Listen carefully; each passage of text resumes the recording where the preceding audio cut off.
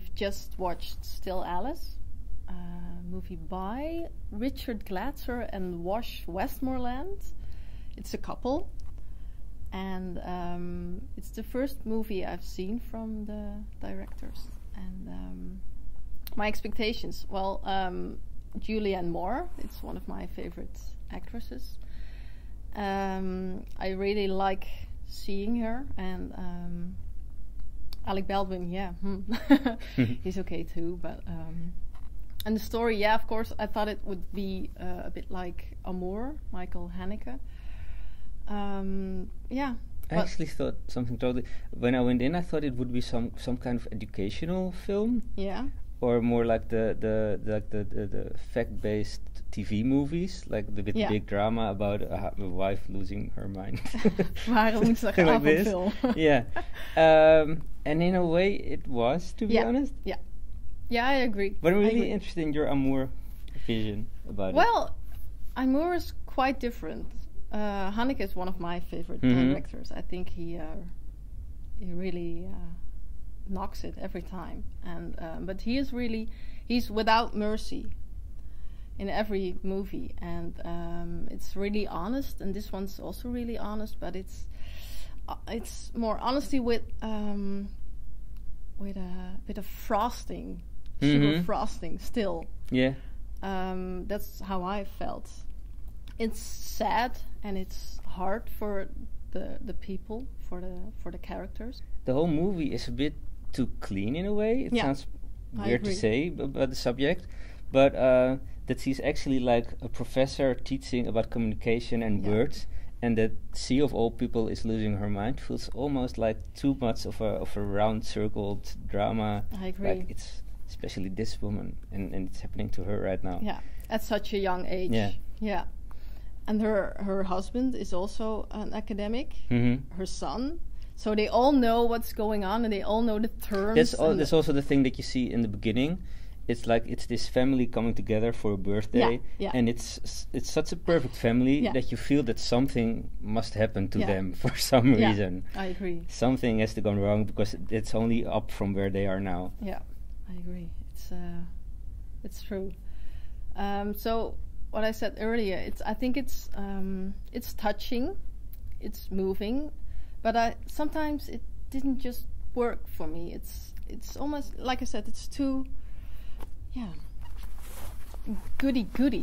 Julianne Moore, of course, To me, it's really, if it wasn't for her, the movie would probably, could have been like a total disaster, to be honest, because she really makes it. You really feel for her, and you see her change throughout the movie from like this very strong professor to almost like a child with like the amazed about everything around her, and trying to recognize the things that she loses in her mind. And she's like really vulnerable. She goes from strong to vulnerable throughout the movie, and it's really nice is not the word, but it's really fascinating to see how she pulls that off. Yeah, I agree. But like Alec Baldwin, he doesn't really get to do anything. No, he doesn't really have a good role to show anything. No. Actually, it's like Kristen Stewart was really good in it as well. Yeah, and I thought so too. She plays her daughter, her youngest daughter, who is an aspiring actress, and she lives at the other side of the country. And there's some really nice dialogues between them. She's like the only person who tries to understand and really asks her, while everyone around her is trying to keep up the act that nothing is really happening. She's the only one that asks her, what does it actually feel like to have this disease?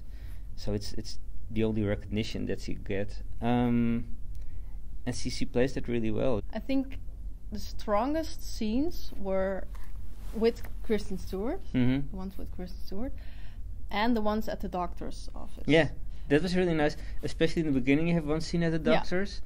And that was the best. I thought it was the best scene. Yeah, and it's just one camera angle, and you just see Julianne Moore, and you hear the voice of the doctor. And it actually proved to me as well that it's just her that can carry the movie, because it's exactly only her face and just her answering questions.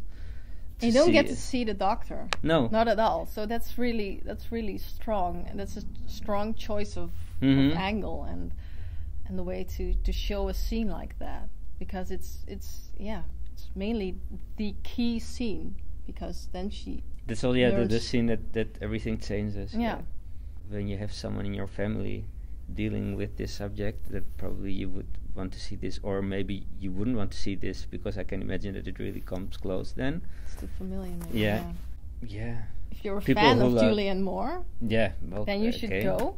You should definitely go. If you like sentimental drama,